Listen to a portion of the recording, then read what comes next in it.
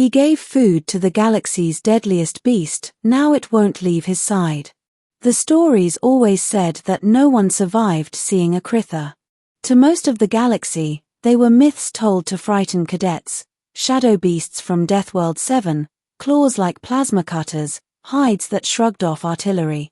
Whole expeditions had vanished into their jungles without leaving a body behind.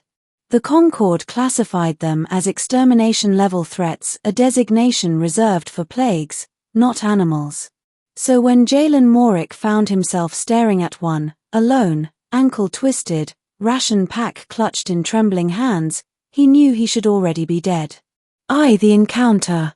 The beast emerged from the smoke of the survey dig, silent despite its massive size. Its shoulders rose higher than a heavy land cruiser, muscles coiling under black fur streaked with silver scars. Golden eyes locked on him, unblinking. The rest of the crew had fled when the alarm sounded. Jalen, clumsy as ever, had fallen on the rocky slope. Now it was just him and the legend. His throat was dry. His heart hammered. His hand, by instinct, tore open the top of his ration pack. It was a pathetic gesture. A block of protein loaf, barely edible for a human, tossed onto the ground between them. He had no weapon, no defense. Just an offering. The Kritha sniffed once. Then, impossibly, it bent its great head and snapped up the food in a single gulp. Jalen blinked. The predator stared at him again. Waited. "You want more?" Jalen whispered. The beast's tail thumped against the ground. 2. The feeding. He emptied his pack. Protein blocks. Dried fruit. A flask of water poured into the dirt, which the Kritha lapped up with a tongue broad enough to crush him.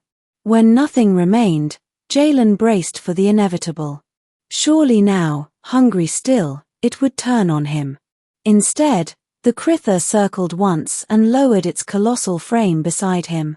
Warmth radiated from its body as it curled protectively around him, like some monstrous guardian. Jalen sat frozen all night, too afraid to move. But when dawn came, he was still alive. Alive, and no longer alone. 3. The rescue. 2 days later, the rescue skiff found them. The crew expected to find bones. Instead they found Jalen, filthy and exhausted, limping forward with a shadow the size of a shuttle looming at his back. Weapons rose immediately. The Kritha growled, thunder rolling in its chest. "Don't shoot," Jalen shouted. His voice cracked. "Don't you dare shoot." No one did. Not because of Jalen, but because none of them wanted to see what would happen if they fired. The beast followed Jalen aboard as though it had every right. It jammed its bulk into the cargo bay and lay down. Nothing short of planetary artillery could have moved it. From that moment, Jalen Morick was no longer just a surveyor. He was the man the galaxy's deadliest beast refused to leave.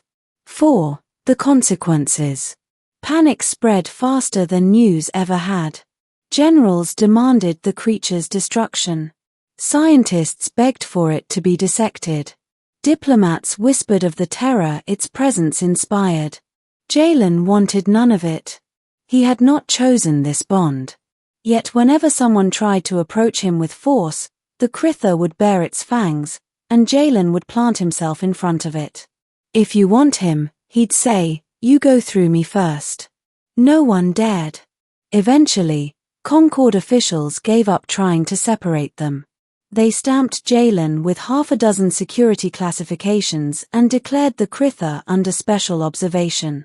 It meant little. In truth, no one controlled the beast except itself. Learning each other. Days became weeks. Jalen learned its rhythms. The Kritha hunted when it wished, dragging back kills the size of armored transports. It allowed Jalen to cook portions for himself, watching curiously as he seasoned and roasted meat. It responded to his voice, his gestures, even his moods. When he was anxious, it paced restlessly. When he laughed, A strange rumble like a giant cat's purr vibrated through its chest. Once, in a crowded station corridor, a drunk shoved Jalen. The Kritha appeared in a blur, pinning the offender against the bulkhead with a single claw. Only Jalen's shouted plea kept the man alive. The galaxy whispered new names now: the Beastkeeper, the Deathworld Rider. 6. The War. When the Valori raiders surged across the rim, the Concord conscripted every able body. Jalen was no soldier, but the beast was too powerful to ignore. Reluctantly, he was thrust into battle. He never forgot the first time the Kritha fought for him. Enemy fire hammered their line. Soldiers screamed, scattering. Jalen crouched behind broken stone, useless rifle clutched tight. Then the Kritha leapt. Blaster bolts sparked harmlessly off its hide. Armor split under its jaws. Raiders fled before its roar.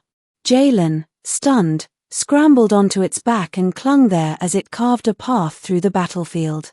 By war's end, whole units prayed for the sight of him riding ahead. Survivors owed their lives to the beast. Enemies fled in terror. Jalen hated it, the blood, the death, but he could not deny the truth. The Kritha fought for him, and him alone. 7. The Council. After the armistice, the High Council summoned him.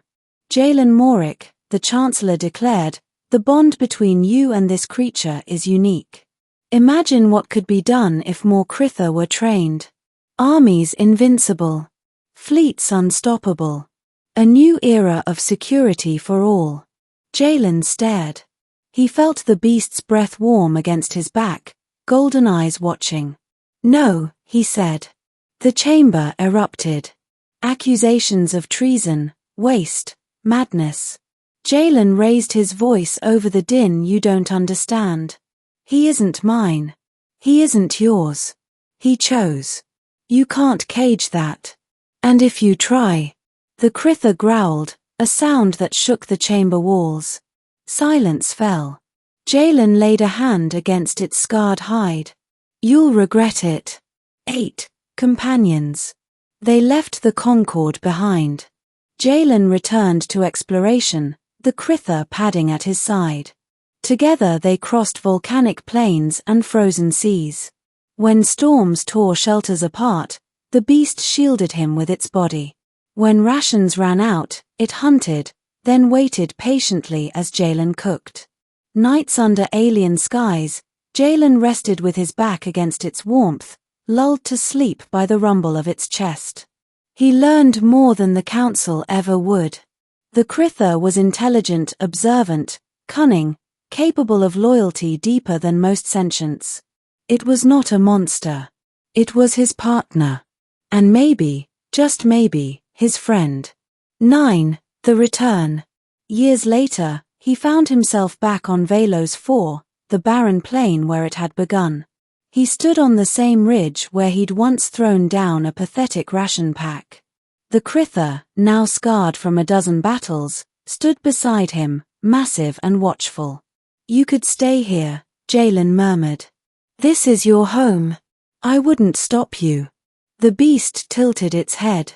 Then it pressed its muzzle against his chest with surprising gentleness, almost enough to knock him over. Jalen laughed through the tightness in his throat.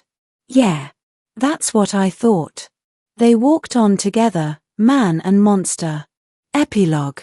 Historians argued for centuries about what Jalen had done. Some called him reckless, a fool who brought terror into civilized space.